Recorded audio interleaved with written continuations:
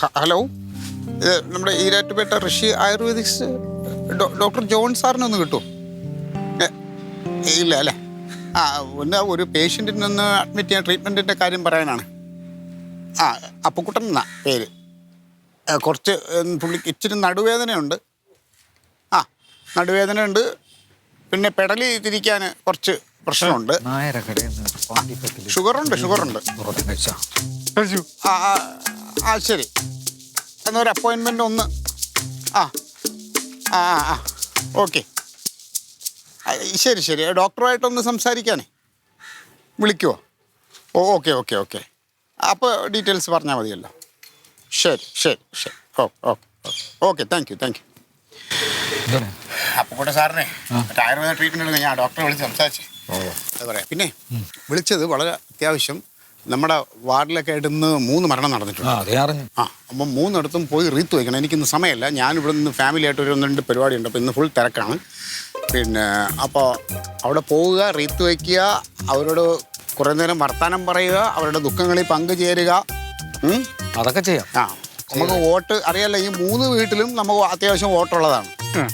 അപ്പോൾ അതിന് പോയി റീത്ത് വയ്ക്കുക. നമ്മുടെ സുരേഷിൻ്റെ കടയിൽ പോയിട്ട് അവിടെ കടം പറഞ്ഞാൽ ഒരു 3 റീത്ത് അവിടെ നിന്ന് മേടിക്കും. അല്ലയാ, കഴിഞ്ഞ 3 മാസത്തിനിടയിലേ നമ്മൾ സുരേഷിന്റെ കടയിൽ നിന്ന് 27 റീത്താണ് വാങ്ങിച്ചത്. അത് അളിയാൻ അറിയാമോ? 27 റീത്താ? കർത്താവ്, അപ്പം നമ്മളെ വാർഡിലൊന്നും ആരുമില്ല. 27 പേര് മരിച്ചാ. ഇനിയിപ്പോൾ ഇലക്ഷൻ വരുമ്പോൾ വോട്ട് ആരും കാണൂലടേ. അൻസാറേ, ഞാനൊരു കാര്യം പറയാം, ആരും മരിക്കാതെ നോക്കുക എന്ന് പറഞ്ഞാൽ നമ്മളെ വാർഡിലെ ആളുകളുടെ ആരോഗ്യം കൂടെ നോക്കണമെന്ന്. അവസാനം ഇലക്ഷൻ വരുമ്പോൾ നമുക്ക് വോട്ട് ചെയ്യണം. 10-100 പേരാണ് നമുക്ക് വോട്ട് ചെയ്യണത്. അതിലിപ്പോൾ 27 പേര് മരിച്ചാൽ പിന്നെ ആള് വേണ്ടേ? അപ്പോൾ ഒരു റീത്ത് മേടിക്കണേ, 3 റീത്ത് മേടിക്കണേ 1500 രൂപയോ നല്ല റീത്ത് മേടിക്കണ്ടേ? മറ്റേ സ്വർണ്ണത്തിലുള്ളതാ? സ്വർണ്ണത്തിലുള്ള പൂവിലുള്ള അളിയാ. പൂവിനൊക്കെ ഭയങ്കര വിലയാണ് അളിയാ.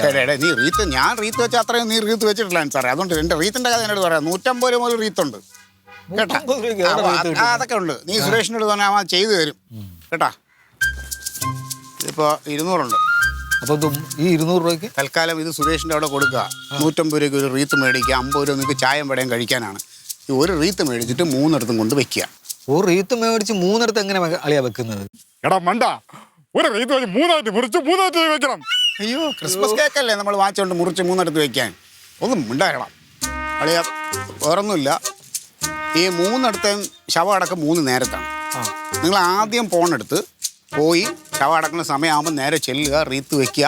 ബോഡി എടുത്ത് അവർ പിന്നെ അടക്കാൻ കൊണ്ടുപോകുമ്പോൾ പിന്നെ ആരും അതൊന്നും ശ്രദ്ധിക്കൂല. അപ്പോഴത്തേക്കും ആ റീത്ത് പതുക്കെ വെച്ചതിനെ എടുക്കുക. എന്നിട്ട് അടുത്ത സ്ഥലത്ത് അടക്കാൻ സമയമാകുമ്പോൾ അതുപോലെ ചെല്ലുന്നു, അവിടെ വെക്കുന്നു. അവർ പോകുമ്പോൾ അതിഞ്ഞെടുക്കുന്നു, അടുത്തടുത്ത് പോകുന്നു. 3 വെക്കാം. കൊള്ളാം. അല്ലെ, ഇത് ആരോടത്താ പറഞ്ഞത്? അല്ലെ, ഞാൻ ആരാണ്? ഞാൻ ഒരു പഞ്ചായത്ത് മെമ്പറാണോ? എന്നെ കൊണ്ട് ഈ പ്രവൃത്തിയൊക്കെ ചെയ്യാൻ പറ്റുമോ? അതിനാണ് നിന്റെ കൂടെ അവനെ വിടണത്. അതൊക്കെ അവൻ ചെയ്തോളും. നീത്തി എടുത്ത് അവിടെ വെച്ചാൽ മതി. അവിടെ നിന്ന് എടുക്കണ ആരും അവൻ നോക്കിക്കോളും. അവനറിയാതെ അതൊക്കെ അവൻ ചെയ്തോളും. നീത്തി വെച്ചാൽ മതി സാറേ. ഇതൊക്കെ ഉടായ്പ പരിപാടിയാണ് അളിയാ. എന്നാളിയാ നമ്മുടെ ഈ പാർട്ടിയുടെ ദാരിദ്ര്യം തീർന്നത്? അറിയാമല്ലോ, പാർട്ടിയുടെ ദാരിദ്ര്യം മാറണമെങ്കിൽ നിന്നെയൊക്കെ പോലുള്ളവരൊക്കെ എടുത്ത് മാറണം പാർട്ടിയിൽ നിന്ന്. അല്ല പിന്നെ എന്താ പറയാ, ഒന്നീ പാർട്ടിക്ക് വല്ല ഫണ്ട് വരുത്തി തരണം. അതിനും പറ്റൂല. പിരിക്കുന്ന ഫണ്ടൊക്കെ എവിടെ കൊണ്ടുപോകുന്നു? എന്തോ ഒരു ഫണ്ട് പിരിക്കുന്നു. ചിലവുണ്ട്. നീ ഒന്നും അറിഞ്ഞോടെ സംസാരിക്കല്ലേ. എടുത്ത് നോക്ക്, കണക്കെല്ലാം കൃത്യമായിട്ട് അവിടെ ഉണ്ട്. അപ്പോൾ അതിന് കൂടുതൽ വർത്തമാനം നിൽക്കണ്ട, സമയം കളയണ്ട. അളിയാ, എന്തായാലും ഒരു കാര്യം ചെയ്യും, ആ റൊണാൾഡോ വിളിയാളിയാ. എന്തിനു? ഞങ്ങൾ 3 പേര് പോകുമ്പോൾ ഒരു ഗുമ്മായിരിക്കും. പിന്നെ അതല്ല, ഇവനെ വിശ്വസിക്കാൻ പറ്റത്തില്ല. ഇവൻ പകുതിക്ക് വെച്ച് അങ്ങോട്ടെങ്കിലും പോയി കഴിഞ്ഞാൽ എന്ത് ചെയ്യും? സാറേ, 3 പേര് ഒരു വഴിക്ക് പോയാൽ അറിയാല്ല അളിയാ, മരിപ്പിനല്ലേ പോകുന്നത്? ആണ്. എന്തിനായാലും അങ്ങനെ പോകണ്ട. മാത്രമല്ല, ഇവിടെ റൊണാൾഡോ വേണം. ഇവിടെ ഞങ്ങളെല്ലാവരും കൂടെ പോകുമ്പോൾ ഇവിടെ വീട് അവൻ മാത്രമേ ഉള്ളൂ. വീട് നോക്കാൻ അവനെ ഏൽപ്പിച്ചിട്ടാണ് പോണത്. അതുകൊണ്ടാണ് പറഞ്ഞത്. നിങ്ങൾ പോയിട്ട് വാ. കാര്യങ്ങളൊക്കെ നല്ലതായ അറിയാല്ലേ, കാര്യങ്ങൾ കൃത്യമായിട്ട് ചെയ്യണം. ഇതിന്റെ പേരിൽ ഒരു പരാതി കിട്ടിയാൽ ഞാൻ നടപടി എടുക്കും. കേട്ടാ? ശരി, നടക്കും. ശരിയല്ലേ? ചായം കടിക്കുള്ള പൈസ ഉണ്ട് അതിൽ. ഇതിനകത്ത് ചായം കടി എല്ലാം 100 രൂപയ്ക്ക് അവിടെ പോയി റീത്ത് വാങ്ങിച്ച് കളയരുത്. ചിലപ്പോൾ അങ്ങനെയും ചെയ്യും നീയൊക്കെ. 100 രൂപയ്ക്ക് എവിടെ നിന്നാളിയാ റീത്ത് കിട്ടാൻ? എടാ, എപ്പോൾ വരുമെന്നൊക്കെ പറയാൻ കഴിഞ്ഞാൽ നമ്മൾ ഒരാവശ്യത്തിന് പോണേണ്. അത് കഴിഞ്ഞ് വരും. വന്നിട്ട് ഞാൻ വിളിക്കാം. എടേ, എനിക്ക് എപ്പോഴും പാർട്ടി എന്ന് പറഞ്ഞാൽ അവിടെ ഇരുന്നാൽ മതിയാ. പിന്നെ കുടുംബകാര്യം നോക്കണ്ടേ? കുടുംബമായിട്ട് ഞാൻ ഒരു ഫംഗ്ഷന് പോകണമെന്ന് പറഞ്ഞല്ലേ, പിന്നെന്തടേ? ഇയാൾ പോയി, ഞാൻ വന്നിട്ട് വിളിച്ചോളാം. എന്നിട്ടൊക്കെ കാര്യം നമ്മൾ കുടുംബം ഇതൊന്നും ഇല്ലാത്തതെന്നാണ് വിചാരം. ഈ പെണ്ണുങ്ങളിത് എന്ത് ഒരുക്കണം, അമ്മ ഒരുക്കാനെന്ന് പറഞ്ഞാണ് ഇവിടെയുള്ള 3 കൂടെ അങ്ങോട്ട് കയറിയത്. സമയത്ത് ഒരുങ്ങട്ടമ്മ. പ്രായമായ സ്ത്രീയല്ലേ, എപ്പോഴാ എങ്ങനെയാന്ന് ആർക്കറിയാം. എന്തെപ്പോഴെങ്ങനെയാന്ന്? ഇപ്പം അങ്ങനെയൊന്നുമില്ല. അപ്പൊ അങ്ങനെ അറിയാനൊന്നും പറ്റില്ല. ആരാണ് നേരത്തെ പോകണമെന്ന് നമുക്ക് അങ്ങനെ നിശ്ചയിക്കാനൊന്നും പറ്റില്ല. എവിടെ കല്യാണത്തിന് വന്നവരാണ്? എടാ, മേളിലോട്ട് പോണ കാര്യം. ആ മറ്റേ വിഴിഞ്ഞത്തെ ഗോവിന്ദമാമൻ്റെ കാര്യമില്ലേ? എന്താ പറ്റി? മാമൻ വലിച്ചൊലിച്ച് കിടന്ന് മാമൻ്റെ മരുന്ന് മേടിക്കാൻ മറ്റേ വിതിരയിലൊരു കാണി വൈദ്യനുണ്ട്. അങ്ങനെ അടുത്ത് മരുന്ന് മേടിക്കാൻ പോകാനാണ് മറ്റേ ചെറുക്ക ഇറങ്ങിയത്. മോൻ ജിഷ്ണു ഇറങ്ങി സ്കൂട്ടറിൽ കയറി അവന് നെഞ്ചവനെന്ന് അവൻ പോയില്ല. മാമ ഇപ്പോഴും വലിച്ചൊലിച്ച് കിടക്കണേ ഉള്ളൂ. അതുകൊണ്ട് അങ്ങനെയൊന്നും പറയണ്ട. എപ്പോഴാര് പോകുന്നു. ആ എടാ, നമ്മളെ കൊച്ചപ്പച്ചൻ എങ്ങനെ ഉണ്ട്? കൊച്ചപ്പച്ചൻ എങ്ങനെ ഉണ്ടെന്ന് ഇപ്പൊ ഈ ഗോവിന്ദമാമന്റെ വയ്യായികയുടെ അല്ലേ മോൻ ജിഷ്ണു നിന്ന് പച്ചപ്പടക്കനെ മരിച്ച കഥ പറഞ്ഞ ഉടനെ എന്റെ കാര്യം ചോദിക്കേണ്ടായിരുന്നു. കൊച്ചപ്പച്ചൻ മോൻ ഞാനിവിടെ ഇങ്ങനെ നിൽക്കുന്നുണ്ടോ? എടാ, ഞാൻ പെട്ടെന്ന് ഓർമ്മ വന്നപ്പോൾ ചോദിച്ചു എന്നുള്ളതേ ഉള്ളൂ. നീ അവിടെ ആരൊക്കെ റോസ്മേരിയൊക്കെ വിളിക്കണുണ്ടല്ലോ, അതുകൊണ്ട് ചോദിച്ചത് എങ്ങനെയുണ്ടെന്ന്. കൊച്ചന് കുഴപ്പമില്ല. കുഴപ്പമില്ലല്ലോ. നീ മരുന്ന് മേടിക്കാൻ പോകണ്ട, പ്രശ്നം തീരൂലേ? ആ അല്ല, ആവി എടുത്ത് മരുന്ന് മേടിച്ചു അവൾ കൊടുത്തു. നിങ്ങൾ വരുന്നുണ്ടാ? നേരമായി. ഇത് എന്തോ ഞാനിവിടെ വരാൻ കേട്ടോ. എന്തെങ്കിലും ഒരു ഫംഗ്ഷൻ വിളിച്ച ഒരു പഞ്ചായത്ത് മുഴുവനും പോകണം. വീട്ടിൽ നിന്ന് അത്യാവശ്യമുള്ളവർ പോവുക. ഒരു കോർപ്പറേഷൻ മൊത്തം എന്തോന്നിത്? ഇതൊരു പഞ്ചായത്തില്ല. മുത്ത് ഹോസ്റ്റലിരിക്കുന്ന മുത്തിനെ വരെ വിളിച്ചോണ്ട് കല്യാണത്തിനോട് ഇവിടെ എന്നെ കൊണ്ടുപോകും. മുത്തന്റെ മോള്, നീ എന്റെ അനിയൻ. മോളെ എന്നാണ്ട് അനിയൻ എന്നാണ്ട് ഒന്ന് ആലോചിച്ചു പോകും. മോളെ നിൽക്കുമ്പോൾ അല്ല അനിയൻ നിൽക്കണത്. അങ്ങനെ ഒരു കാര്യം കൂടി ഉണ്ട്. എങ്ങനെയാ പോണേ? എടാ, മാത്രമല്ല ഇത് ഞാനിപ്പോ എവളെ ഭർത്താവ് ആയതുകൊണ്ട് പോകുന്നു എന്നുള്ളതേ ഉള്ളൂ. അയ്യോ ആടി ചെല്ലം കല്യാണപ്പെടിനെ മാറിപ്പോവല്ലോ. ഇത് ദൈവം തന്ന സൗന്ദര്യമാണ്, അല്ലാതെ ഒന്ന് വാരിത്തേച്ചുണ്ടാക്കിയതൊന്നും അല്ല.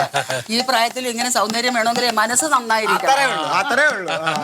നീ ഇപ്പൊ വളരെ മോശമായിക്കൊണ്ടിരിക്കുകയാണ് നിന്നെ കാണാനൊക്കെ. പിന്നെ അങ്ങൊന്നും അലഞ്ഞു തിരിഞ്ഞ് നടക്കരുത്. ഇവിടെ കാണണം ഒരാള് വേണം. കേട്ടാ, ആശം കുടിക്കുമ്പോ എല്ലാവരും ഓർക്കണം കേട്ടാ. എന്ത് തുറന്നിട്ടാലും വേണ്ടിയില്ല, അടുക്കള വാതിൽ തുറന്നിട്ടാലും. അങ്ങനെ തുറന്നിട്ട് അമ്മ അടുക്കള തന്നെയല്ലേ ഇരിക്കാൻ പോണത്. സൂക്ഷിച്ച് സൂക്ഷിച്ച് ഒന്ന് സ്പീഡിന് നടക്ക് നിങ്ങള്. എന്തിനിപ്പോ ഇത്ര സ്പീഡിൽ നടക്കണേ? മുഹൂർത്തം കഴിയില്ലെങ്കിൽ അങ്ങ് എത്തുമ്പോ പതുക്കെ പതുക്കെ ആ ഒരു ഓട്ടം ഇങ്ങ് പിടിച്ചിട്ട് വന്നാ മതിയായിരുന്നു ഈ വെയിലത്ത്.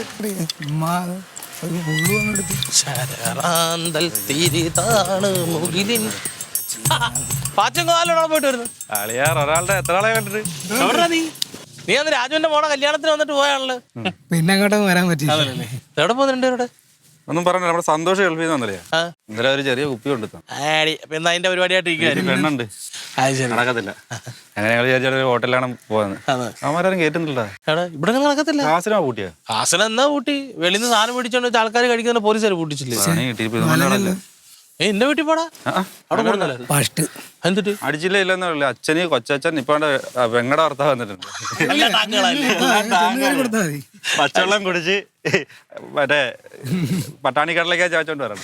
അല്ല പിന്നെ അടിക്കാന് നമ്മുടെ പൂട്ടിക്കിടക്കുന്ന മാനസനോട് പറയപ്പോ കാട്ടില്. അയ്യോ വേണ്ടല്ലേ, അത് ഭയങ്കര മൂത്രത്തിന്റെ അവിടെ അവിടെ. എടാ ഇത് കൊണ്ട് ഇത് പൊട്ടിച്ചു വെച്ചാ പിന്നെ മൂത്രത്തിന്റെ മണമൊക്കെ അതി മുങ്ങി പോകത്തില്ലടാ. വളവൊക്കെ ഞാൻ ഇപ്പം നിന്റെ അറിവെല്ലാം ഉണ്ടോ? എൻ്റെ അറിവിലളിയ വർക്ക്ഷോപ്പിൽ വെച്ച് നടക്കത്തില്ല. കാരണം ഇപ്പം അപ്പുറത്തൊരു മീൻകടയൊക്കെ വന്നിട്ട് ഒരു പരിപാടി നടക്കത്തില്ല. പിന്നല്ലെങ്കിൽ കഴിക്കാൻ സ്പോട്ടെന്ന് പറയാൻ ഒരു മണിക്കൂറത്തെ പരിപാടിയല്ലേ ഉള്ളൂ. അത് മതി. ഒരു ഫുള്ളല്ലോ 3 മണിക്ക് മുമ്പ് തീരുമല്ലോ. അങ്ങനെ അതൊരു സ്പോട്ടുണ്ട്. ചെറിയൊരു പ്രശ്നം, ഒരാളൂടെ കാണും. അതല്ലേ നീ ഏതോ സന്തോഷമല്ലേ ഉള്ളേ. എത്ര ആളെ അവിടെ കൂടിയിട്ട്? ഭയങ്കര വീട്ടിൽ ആരുമില്ല. അവരെല്ലാവരും കല്യാണത്തിനും അവിടെ ഡാൻസ് പഠിപ്പിക്കാനൊക്കെ പോയേക്കാം. 3 മണിയായിട്ടേ വരത്തുള്ളൂ. പക്ഷെ 2 മണിക്കുമ്പോൾ വൈൻഡപ്പ് ചെയ്യണം. എന്താ പറയുക? അങ്ങനെ നീ ഒരു കാര്യം ചെയ്യും. ഞാൻ അതിന്റെ കടയിൽ പോയി ഒരു ബീഫ് ഫ്രൈ മേടിക്കും. നല്ല തേങ്ങാക്കൊത്തിട്ട് 120 രൂപയുള്ളൂ. ഞാനും ഇവിടെ വീട്ടോട്ടിരിക്കാം. ഒരു ബീഫ് ഫ്രൈ അളിയാ മേടിക്കളിയാ? ഞാനോ വേണമെന്നില്ല. അവിടെ പിള്ളേർ എന്തെങ്കിലും പൊരിപ്പം കാണുവാ. ബീഫ് ഫ്രൈ കൂട്ടി കഴിച്ചാലേ കള്ളു കുടിക്കുമ്പോ നോൺ വെജ് ഉപയോഗിക്കാൻ പാടില്ല.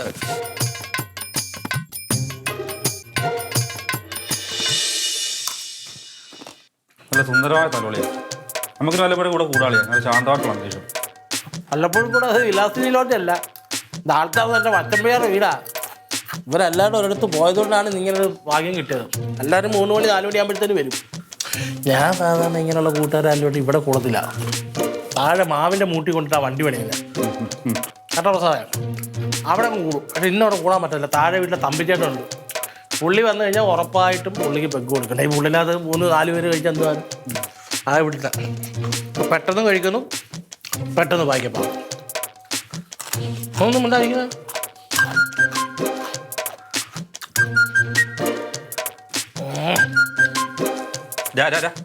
കുറച്ചടി അളിയെ കഴിക്കട്ടത് കഴിക്കാൻ മേടിച്ചല്ലേ? അളിയാ വള്ളിക്കെട്ട് അളിയാ 2 അടിച്ചു കഴിഞ്ഞാൽ പിന്നെ തൂക്കല് ഉറക്കല് പിന്നെ ഇരുന്ന് കരച്ചില്. അതാ പഴയ കപ്പാസിറ്റി ഒന്നും ഇല്ല ഇപ്പൊ. പറയുന്നില്ലേ ഞാൻ ജില്ലയില്ലെന്ന് പറഞ്ഞു. അത് വേണം. അങ്ങനെ വെള്ളം വേണ്ടേ?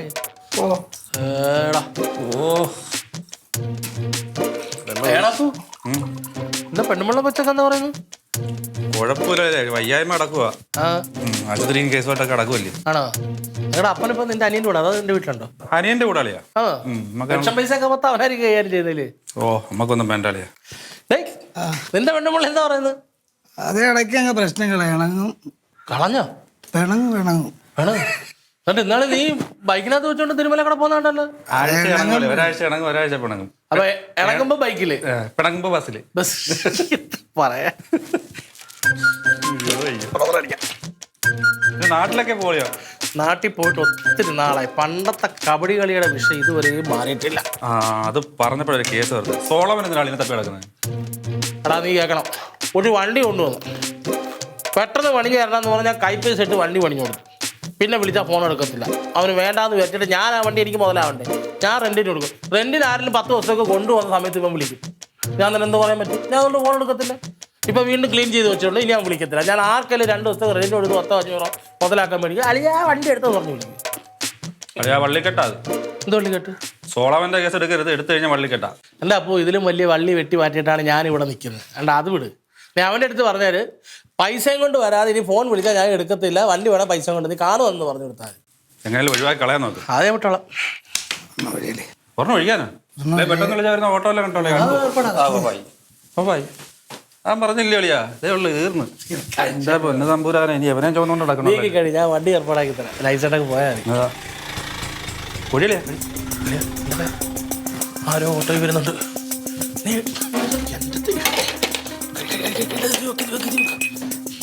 എടാ നീ ഇവനകത്ത് എവിടെയും കൊണ്ട് കിടത്ത. ഏതെങ്കിലും ഒരു മൂലിക്കുന്നു. ഞാൻ വരുന്നൊരു പറഞ്ഞിട്ടുണ്ട്. ഞാൻ വന്നോളാം. അടിക്കട പോരുന്നവർ എന്തൊരു വെയിറ്റാണ് അത്.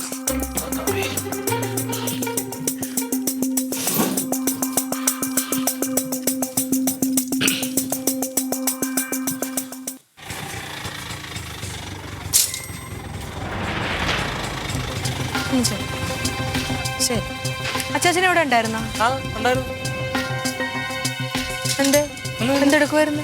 ഞാനവിടെ മറ്റേ കടയിലേക്ക് കൊടുക്കാനുള്ളതിൻ്റെ അത് മറ്റേ ഇതിൻ്റെ അത് സ്പെയർ പാർട്സിൻ്റെ അത് എഴുതുമായിരുന്നു.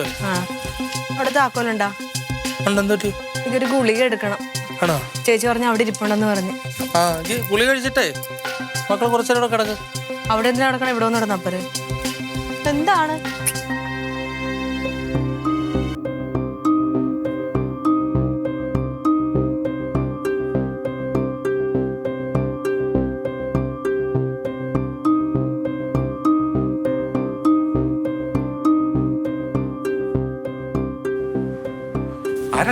അത് പെങ്ങള്. എടാ അവരെവിടെ?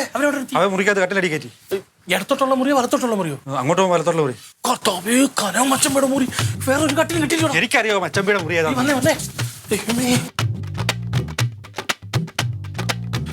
നിനക്ക് ഈ വീട്ടിൽ വേറൊരു കട്ടിലും പിടിച്ചേക്ക്. ശാന്തമായ അന്തരീക്ഷം, അടിക്കാൻ പറ്റിയ കാലാവസ്ഥ പറയാൻ തിരിച്ചെടുത്തു. അടുക്കള വഴി എല്ലാം ഇറക്കിക്കോ.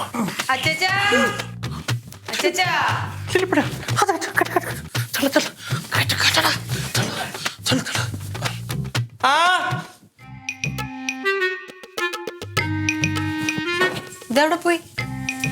ഇതാര്? ഇത് അപ്പു. ഏതപ്പു? സ്പെയർ പാർട്സ് നടത്തുന്ന അപ്പു. അകത്തോടെ പോയി. അവന് വെള്ളം ചൂടുവെള്ളം വേണമെന്ന് പറഞ്ഞപ്പോൾ ഞാൻ അത് കൊണ്ട് തണുപ്പിച്ച് അല്ല തൈലവെള്ളം ഇട്ടത് ചൂടുവെള്ളം കൊടുത്ത് അടുക്കളയിൽ കൊണ്ടുപോയി. ഞാൻ ഇപ്പൊ വന്നപ്പോ കണ്ടില്ലായിരുന്നല്ലേ? അത് ലില്ലിപ്പണ്ണ അങ്ങോട്ട് പോയ അതേ ടക്കന തന്നെ അപ്പും വന്നു. എന്തിനു വന്നത്? അവന് സ്പെയർ പാർട്സിന്റെ ലിസ്റ്റ്, ഒരു വണ്ടി കുറെ പണിഞ്ഞതിന്റെ അതിന്റെ ലിസ്റ്റ് എഴുതാൻ വേണ്ടിട്ട് വന്നേ. ഞാൻ വിളിച്ചപ്പോ ഫോൺ ഓഫ് ചെയ്ത് വെച്ചോണ്ട് അങ്ങനെ നേരിട്ട് തിരക്കി വന്നാ. ലില്ലിപ്പണ്ണ തലവേദന എങ്ങനെയുണ്ട്? ഗുളിക കിട്ടി. ആണോ? അത് കഴിക്കാൻ വെള്ളം എടുത്തോണ്ട്. വേണ്ട വേണ്ട, ഞാൻ പോയി എടുത്ത് കുടിച്ചോളാം. അല്ല ഇവിടെ കഴിച്ചിട്ട് ഇവിടെ എന്തിനാ ഇവിടെ ഇരിക്കുന്നത്? ഞാൻ കിടക്കാൻ പോവാ. തലേനെ എടുത്തിട്ട് വയ്യ എനിക്ക്. എവിടെ എവിടെ കിടക്കാൻ? എന്റെ ബെഡ്റൂമിൽ കിടക്കും. അത് വേണ്ട, ശരിയാവത്തില്ല. അത് എന്ത് ശരിയാവാത്തത്? അല്ല അത് ആ ബെഡ്റൂമിൽ ഒറ്റ ഡോറല്ലേ ഉള്ളൂ. വെട്ടം വെളിച്ചുള്ള തുറസ അമ്മയുടെ റൂമിൽ പോയി കിടമ്പോൾ നല്ല കാറ്റുണ്ട്, തലവേദനയ്ക്ക് ഗുളിയും കഴിച്ച് കിടക്കാൻ പറ്റും. ഞാൻ എന്ത് അസുഖം വന്നാലും എന്റെ ബെഡ്റൂമിലല്ലേ കിടക്കണത്. അമ്മയുടെ റൂമിൽ കിടന്നിട്ടുണ്ട് അച്ഛൻ. ആ ഫാനിന് എന്തൊരു ശബ്ദം അറിയോ? കടകടാന്നുള്ള ശബ്ദം എന്റെ തലവേദന കൂടും. എങ്കിൽ എന്റെ റൂമിൽ പോയി കിടക്കും. ഓളോ നല്ല കാറ്റ്. അപ്പുറത്ത് ഇപ്പുറത്തൊക്കെ പോണത് എനിക്ക് എന്റെ വീട്ടിൽ കിടന്നാ പോരെ? അല്ല ഇവിടെ ഇവിടെ നിന്ന് കഴിച്ചിട്ട് അവിടെ ഇരുന്ന് എഴുതത്തില്ലേ? അതെഴുതാം. അല്ല പിന്നെ വേറെ കാര്യം, പിന്നെ കൊടങ്ങാളെന്ന് ജോഷോ വിളിച്ചു, കൊച്ചിന്റെ 28 അല്ലല്ലേന്ന് പറഞ്ഞു. എന്ന് 22-ാം തീയതി. അത് 22-ാം തീയതി അല്ലേ? മാറ എനിക്ക് തലവേദന എടുത്തു. അല്ല അതിന് പോകുമ്പോ എന്നെ കൂടെ കൊണ്ടുപോകണം. മറക്കാതെ കലണ്ടറിൽ ഡേറ്റ് എഴുതിയിട്ടേ കൊച്ചിന് നമ്മൾ എന്തെങ്കിലും മേടിച്ചു കൊടുക്കണ്ടേ? അതൊക്കെ ഞാൻ എഴുതി. അല്ല പിന്നെ അമ്മച്ചി വിളിച്ചു. അമ്മച്ചി എന്ത് ജോഷോയുടെ കൊച്ചിനെ കാണാൻ ചെല്ലുമ്പോ അതുവഴി ചെല്ലണേന്ന് പറഞ്ഞു. മറ്റേ ചെല്ലണോ അങ്ങോട്ട്? അല്ല ലില്ലിപ്പെണ്ണെ കൂട്ടിക്കൊണ്ട് ചെല്ലണേന്ന് പറഞ്ഞു. അത് ഞാൻ പൊക്കോളാം. അല്ല ഇവിടെ ഇരിക്കില്ല ലില്ലിപ്പെണ്ണ, ഞാൻ വെള്ളം ഞാൻ എനിക്ക് എന്റെ അച്ഛൻ ഒന്ന് പൊയ്ക്ക്, എനിക്ക് തലവേദന എടുത്തിട്ട്. ഈ ചേട്ടൻ്റെ അടുത്ത് ഞങ്ങള്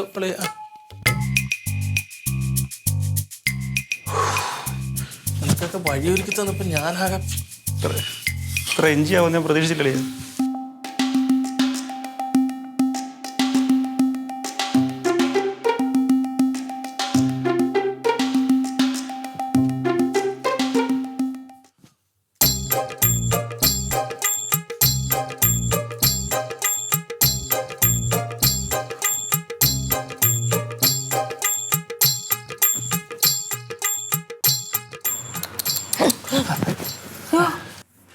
എന്താ തലവേദന കുറഞ്ഞോന്ന് അറിയാൻ വന്നേ ലില്ലിപ്പെണ്ണെ.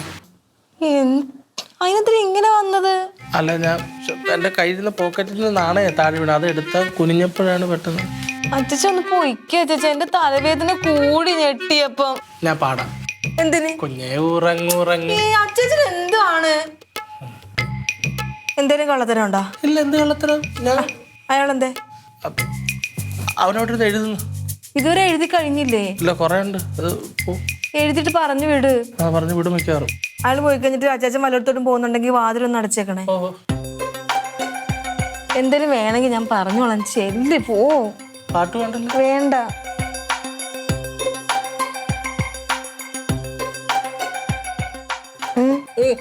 ഉറങ്ങിക്കോ.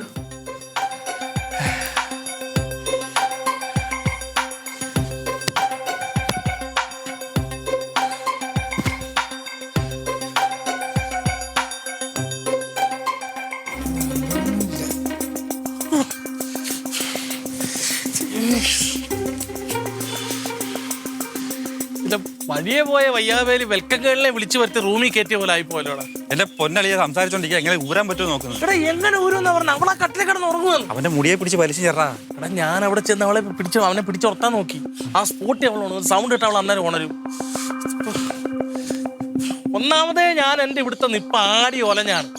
അത് ഇന്നത്തോടെ ഏർപ്പാടാവും.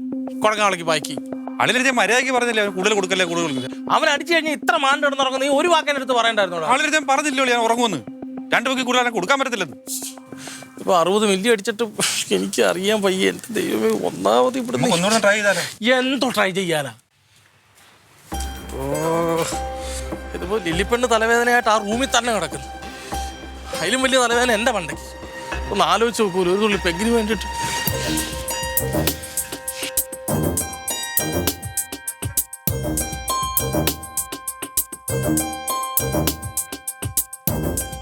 ഇതെങ്ങനെ വീട്ടിൽ കൊണ്ട് വിടും ഞാൻ?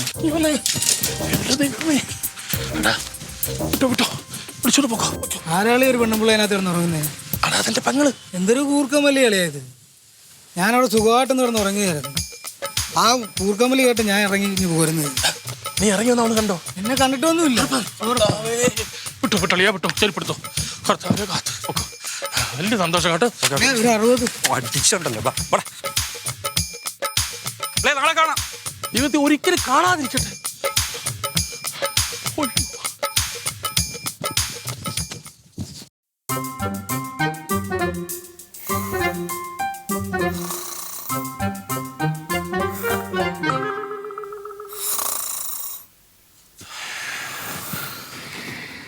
കൊടങ്ങാള വല്യപ്പച്ചന്റെ കൂർക്ക അതേപോലെ ലില്ലിപ്പെണ്ണിന് കിട്ടിയിട്ടുണ്ട്.